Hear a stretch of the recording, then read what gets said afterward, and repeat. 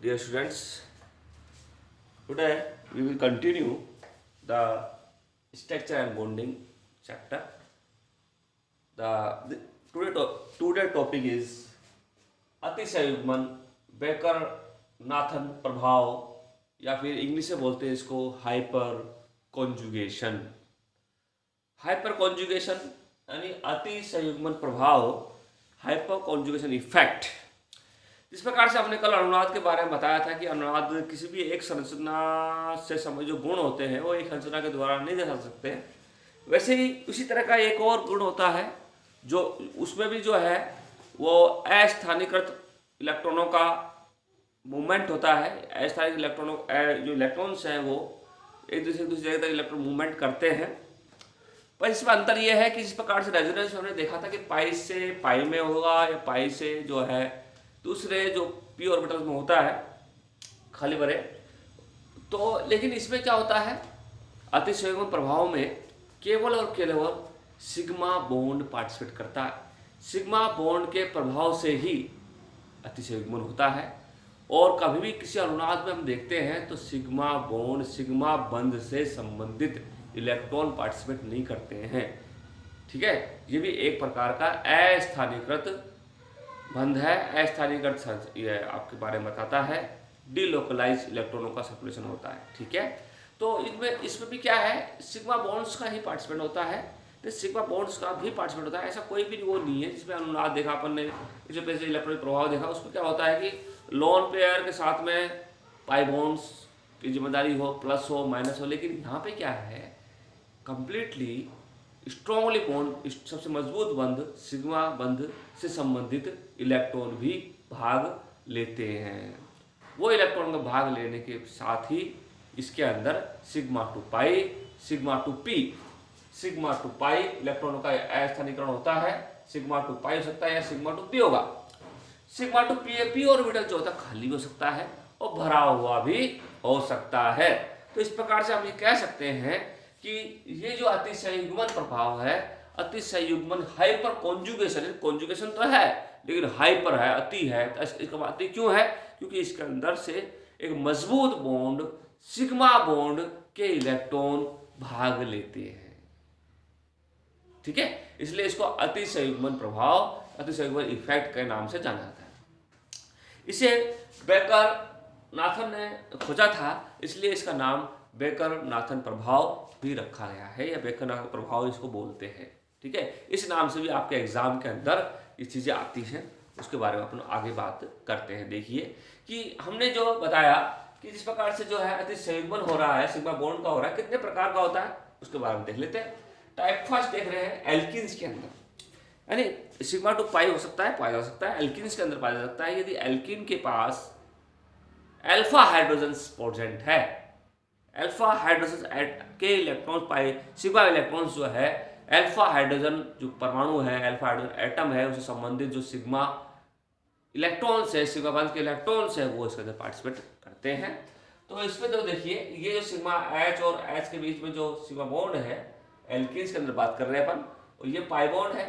तो pi bond का क्या होगा कि ये पाई बॉन्ड जो है वो लूजली बॉन्डेड होते हैं, तो इसलिए क्या करते हैं उसको अल्फा हाइड्रोजन्स है, वो अल्फा हाइड्रोजन्स के बिना अतिसंयुग्मन नहीं होगा।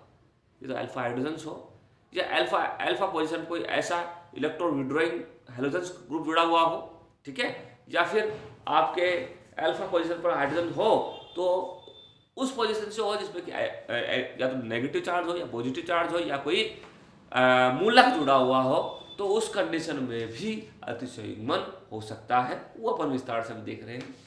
तो पहला देख रहे हैं टाइप फर्स्ट के अंदर है एल्किन्स के अंदर देखो ये सिग्मा एच और एच के बीच सिग्मा बॉन्ड है, फिर इसके बाद कार्बन है, फिर कार्बन है। तो ये इस तरह से इलेक्ट्रॉन का सर्कुलेट हो रहा है, जैसे ये इलेक्ट्रॉन का सर्कुलेट हो रहा है। होकर के देखिए ये एच जो है एच प्लस के रूप में आ गया, क्योंकि उसने अपने बॉन्डिंग इलेक्ट्रॉन्स दे दिए हैं इस बंध के अंदर, इसलिए यहाँ से क्या हो गया, यहाँ पे गया, जाने के बाद यहाँ पे पाई बॉन्ड चला गया, पाई बॉन्ड आगे खिसक गया, पाई बॉन्ड आगे खिसकते क्या हो जाएगा, यहाँ पे नेगेटिव और इस पर पॉजिटिव। ये कार्बन के पास ही रहता है, हाइड्रोजन निकलने के बाद वो अपनी जगह नहीं छोड़ता है।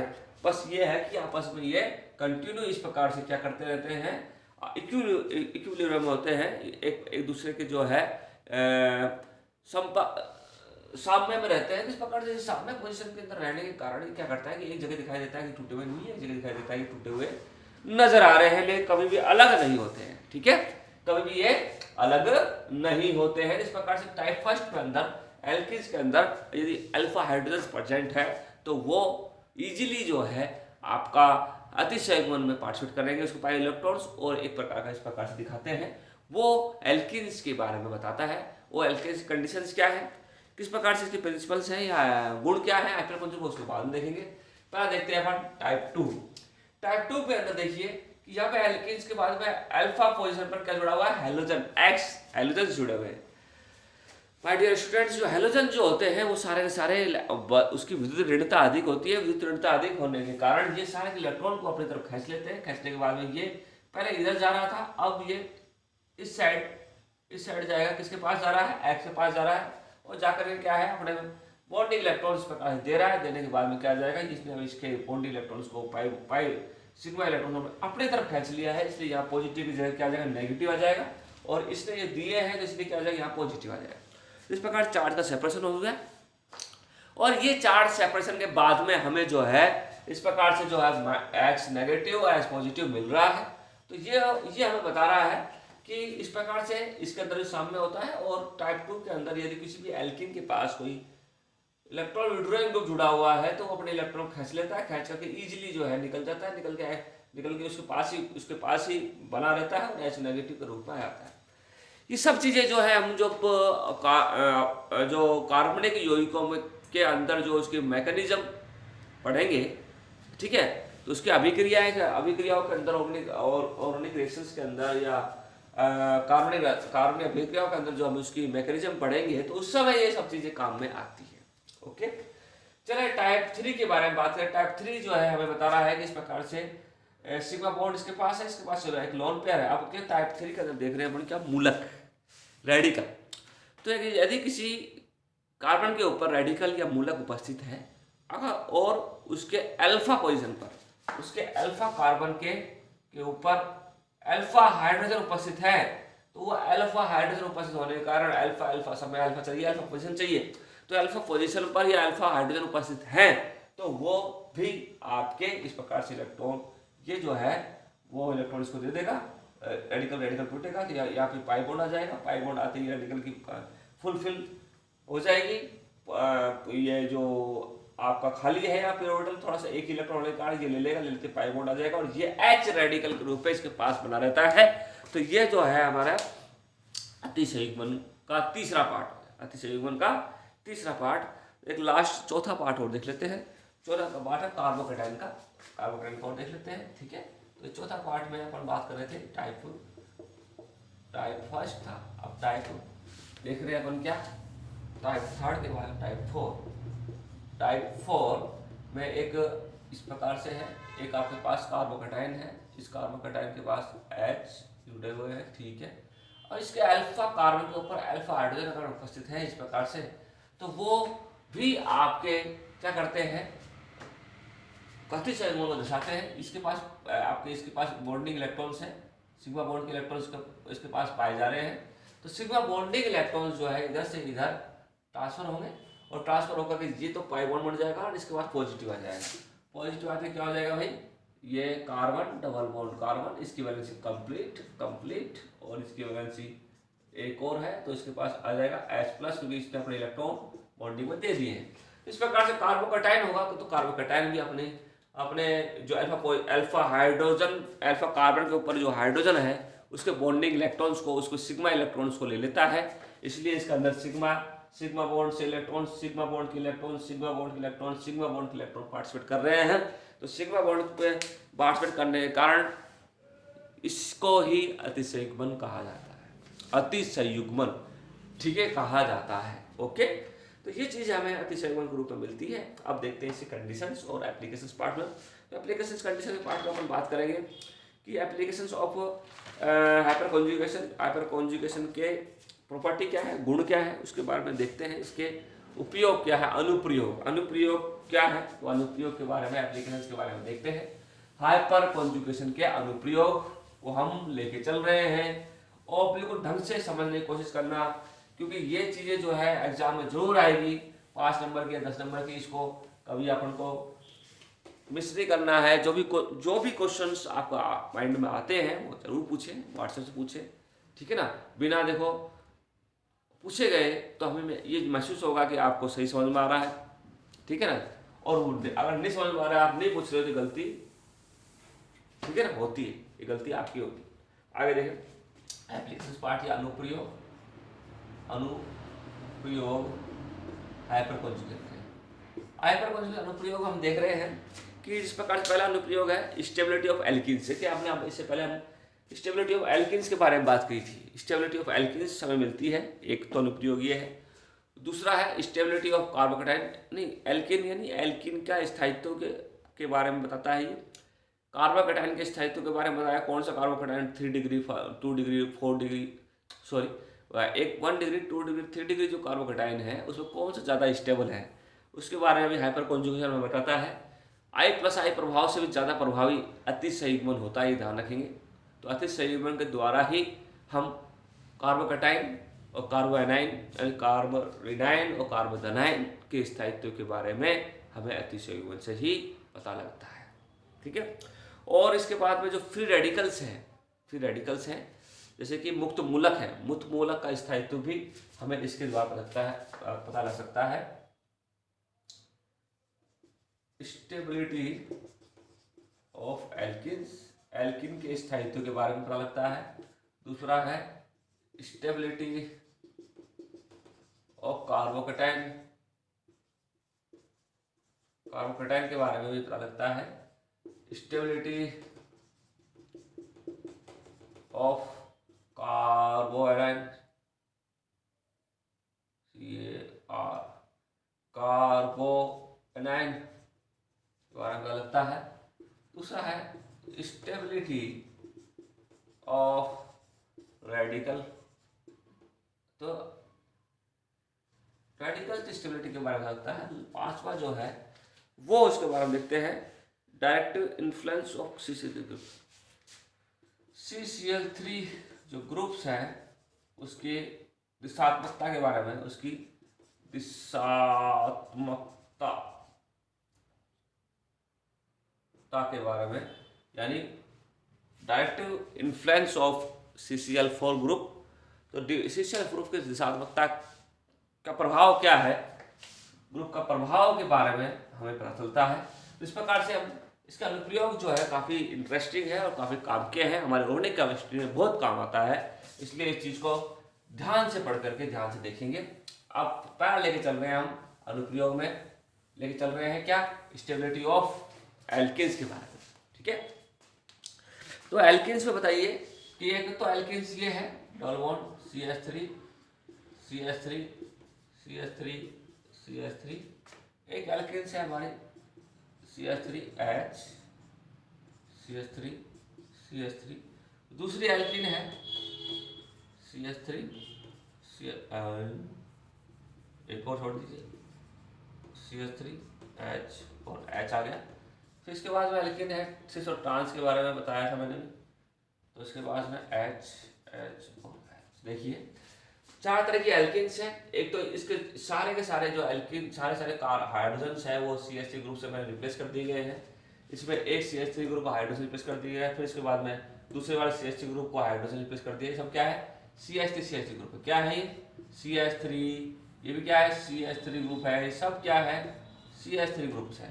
तो ये CH3 ग्रुप से एल्किन्स के ऊपर जितना ज़्यादा सब्स्टिट्यूशन होगा CH3 ग्रुप का, ठीक है ना, तो वो उसका स्थायित्व बढ़ता है, ये कम होता है। इसके बारे में हमें हाइपर कॉन्जुगेशन बड़े अच्छे से बताता है। देखिए यहाँ पे CH3, यहाँ पे CH3 है, तो यहाँ पे जो CH3 ग्रुप है, अभी मैंने देखा था हाइपर कॉन्जुगेशन में, जैसे यहाँ पे बात करें तो CH3 का मतलब क्या है, एक हाइड्रोजन यहाँ पे, एक हाइड्रोजन यहाँ पे, हाइड्रोजन यहाँ पे।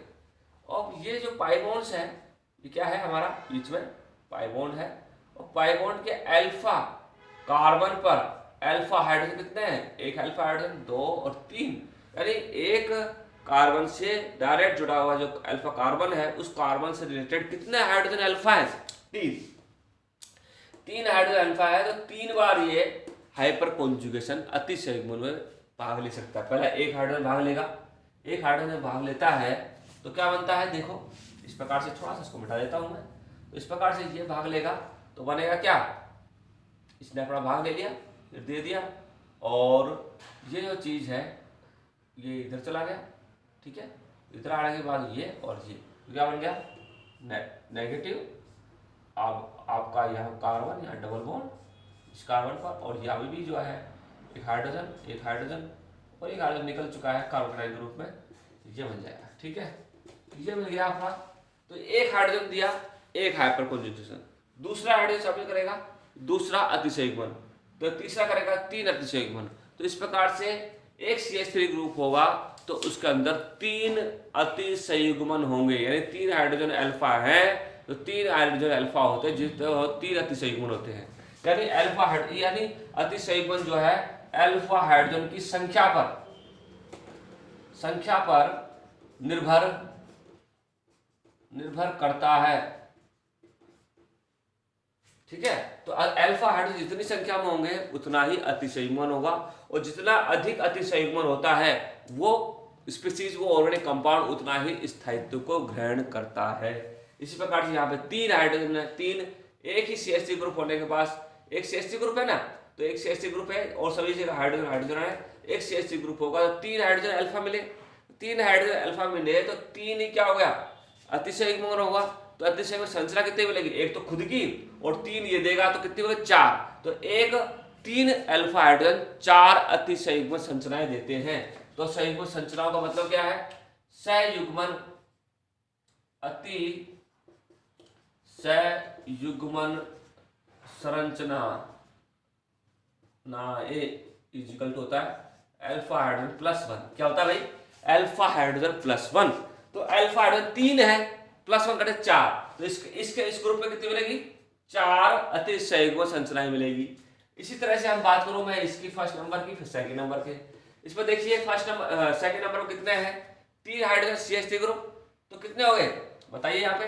तो एक CH3 ग्रुप के पास 3 अल्फा हाइड्रोजन, दूसरे CH3 ग्रुप के पास 3 अल्फा हाइड्रोजन, और इसके पास में 3 अल्फा हाइड्रोजन। इस प्रकार से कितने हो गए टोटल 9 अल्फा हाइड्रोजन हो गए। तो 9 अल्फा हाइड्रोजन प्लस 1 तो कितने हो गए, 10। तो 10 इसमें, इस ग्रुप में 10 अतिसंयुग्मन संरचनाएं बनेगी, 10 इसके अंदर हाइपर कॉन्जुगेशन संरचनाएं बनती हैं। और इसके अंदर 1 2 3 4 एक देता है, एक CH3 ग्रुप कितने अल्फा हाइड्रोजन होता है, 3। तो 4 कितने, 4 3 12। तो यहाँ पे अल्फा हाइड्रोजन कितने हो गए, 12 अल्फा हाइड्रोजन प्लस 1 कितने मिल गए, 13। तो 13 अतिसंयुग्मन संरचना देता है कौन, जिसके एल्कीन में सारे के सारे ग्रुप्स जो है वो क्या हो, CH3 ग्रुप से रिप्लेस कर दिए गए हो। तो कितने हैं, एक एल्कीन जुड़ा है 1 2 3 4 CH3 ग्रुप जुड़ा हुआ है, तो ये सबसे अधिक स्थायित्व को ग्रहण करती है। तो पूछा जाएगा स्टेबिलिटी ऑफ एल्कीन, एल्कीन का स्थायित्व सबसे अधिक किसमें होता है, एल्कीन का स्थायित्व सबसे अधिक इसमें होता है जो कि ज्यादा अल्फा हाइड्रोजन इसके पास रखती है और जिसके पास ज्यादा CH3 ग्रुप जुड़े रहते हैं। तो ये हमारा क्या रहती है, क्या अधिक स्थायित्व को ग्रहण करने वाली एल्कीन्स। तो इस प्रकार से आपको सामने दिख रहा है कि ये जो चीज है वो सबसे अधिक स्थायित्व को ग्रहण कर रही है। तो इस प्रकार से ये सारे अधिक स्थायित्व होने के कारण ये हमारी जो है हाईली सब्स्टिट्यूटेड, यानी सारे ग्रुप जिसमें जुड़े रहते हैं, तो ये सबसे अधिक स्थायित्व है। उसके बाद में ये आ जाएगी, उसके बाद में ये वाली आ जाएगी, और लास्ट में ये वाली आ जाएगी। ठीक है, इस प्रकार से हम कह सकते हैं कि जितने ज्यादा अल्फा हाइड्रोजन होंगे उतनी ही एल्कीन अधिक स्थायित्व को ग्रहण करती है। समझ में आया बात? ठीक है, अब चलते आगे। कार्बोकेटाइन के ऊपर दूसरा नंबर पर देखा था क्या, स्टेबिलिटी ऑफ कार्बोकेटाइन, यानी कार्बोकेटाइन की स्थायित्व। कार्बोकेटाइन का मतलब वही चीज जो बताना चाह रहा था कि एक कार्बोकेटाइन है, H और H जुड़ा हुआ है, यहाँ पे क्या है H और इस प्रकार से है। ठीक है, तो ये कार्बोकेटाइन इस प्रकार से है, एक कार्बोकेटाइन ये हो गया, इसे बोलता है 1 डिग्री। क्या बोलता है, 1 डिग्री कार्बोकेटाइन। इस तरह से एक कार्बोकेटाइन, ये कार्बोकेटाइन, एक हाइड्रोजन और हटा दिया, एक CH3 को जोड़ दिया, एक तो ये जुड़ा हुआ है ही। ठीक है, ये हो गया 2 डिग्री कार्बोकेटाइन। इस तरह से आपका हो गया CH, एक और H जोड़ दीजिए, ये एक हाइड्रोजन हटा के CH3 ग्रुप जोड़ा, दूसरा भी हाइड्रोजन CH3 ग्रुप जोड़ दीजिए, तो ये बन गया कितना 3 डिग्री कार्बन कटायन। तो इन 1 डिग्री 2 डिग्री 3 डिग्री में स्टेबिलिटी सबसे अधिक किसकी होती है, हमें जानते हैं according two plus I effect 1 degree 3 degree more stable then 1 degree. लेकिन प्लस आई इफेक्ट की बजाय सबसे अधिक देखा जाता है क्या, अतिसंयुग्म प्रभाव। तो कार्बोकैटायन में भी अतिसंयुग्म प्रभाव आपको देखना पड़ेगा। तो इस प्रकार से जो है ये हाइड्रोजन जो है यहाँ पे मिल रहा है, इसके पास अल्फा आपके पास उसके पास है, तो क्या करेगा अपने बॉन्डिंग इलेक्ट्रॉन इसको दे देगा और ये पॉजिटिव आ जाएगा, यहाँ पाई बॉन्ड आ जाएगा, ये अल्फा खत्म हो जाता है। ठीक है, इस प्रकार से आप कह सकते हैं कि जिसके पास भी कार्बोकैटायन है, जिसके पास जितने ज्यादा अल्फा हाइड्रोजन होंगे, वही बात जो एल्केन में देखी थी अपन ने, जितने ज्यादा अल्फा हाइड्रोजन होंगे कार्बोकैटायन के पास, वो उतने ही अधिक स्थायित्व को ग्रहण करता है, क्योंकि वो उतनी ही अधिक अतिसंयुग्मन असंरचनाएं बनाएगा। ठीक है ना। इसके पास कितने हैं, देखो कितने अल्फा हाइड्रोजन है, एक अल्फा कार्बन है, तो कितने अल्फा हाइड्रोजन 1 2 3, तो 3 अल्फा हाइड्रोजन इसके पास है 1 डिग्री के पास, तो 3 अल्फा हाइड्रोजन होने के कारण यहाँ पे बन जाएगा 3। ठीक है, 3 अल्फा प्लस 1 कितने हो गए 4 सच बनेगी इसके पास। इसके पास कितने हैं भाई, 3 तो है ही, 3 अल्फा हाइड्रोजन तो ये है 3, और लेकिन यहाँ पे एक CH3 ग्रुप और है 2 डिग्री में, एक CH3 ग्रुप ये, एक CH3 ग्रुप ये, 3 और 3 कितने हो गए 6, 3 अल्फा हाइड्रोजन इधर भी है, तो 6 अल्फा हाइड्रोजन प्लस 1 7 संरचना बनेगी, 7 स्ट्रक्चर बनेगी। इसके बाद कितनी बनेगी 4, इसके बाद बने 7, अब इसके बाद 3 डिग्री कितनी बनेगी 1 2 3, यानी 3 इसके पास, 3 के बाद 9 अल्फा हाइड्रोजन है प्लस 1 है 10, तो 10 संरचनाएं बनती है 3 डिग्री में, 2 संरचनाएं बनती है, नहीं सॉरी 7 संरचनाएं बनती है 2 डिग्री में, लेकिन 1 डिग्री में कितनी है 4 है। अगर 1 डिग्री ये भी हो सकता है भाई, देखिए केवल यहाँ पे हाइड्रोजन भी हो, कोई कुछ भी नहीं है तो कुछ भी नहीं बन रहा 1 डिग्री में, या तो कुछ भी नहीं हो सकता, या फिर एक हाइड्रोजन अगर CH3 ग्रुप जोड़ा है तो कितने हो सकते हैं 4 बन सकते हैं। ठीक है, इस प्रकार जितने नंबर ऑफ अल्फा हाइड्रोजन होंगे किसी भी कार्बोकैटायन के पास, उसके अल्फा हाइड्रोजन जितनी संख्याएं होती है, उतना ही वो ग्रुप अधिक स्थायित्व ग्रहण करता है, उतना ही अधिक उसके अंदर अतिसंयुग्म संरचनाएं बनेगी, और अतिसंयुग्म संरचनाएं ज्यादा बनती है वो संरचना ज्यादा स्थायित्व को ग्रहण करती है। ठीक है, तो ये था हमारा अनुप्रयोग दो अनुप्रयोग अगले वाले लेक्चर में देखेंगे, अगले वाले लेक्चर में इसको खत्म कर देंगे। बहुत इंपॉर्टेंट है, 5 नंबर का है, ध्यान रखना, हमेशा क्वेश्चन आता है, समझ में नहीं आता है तो दोबारा एक बार रिपीट करूंगा, जब अपन दोबारा देख लेंगे। ठीक है, अगली क्लास में। जब तक के लिए stay home, stay safe. Thank you so much.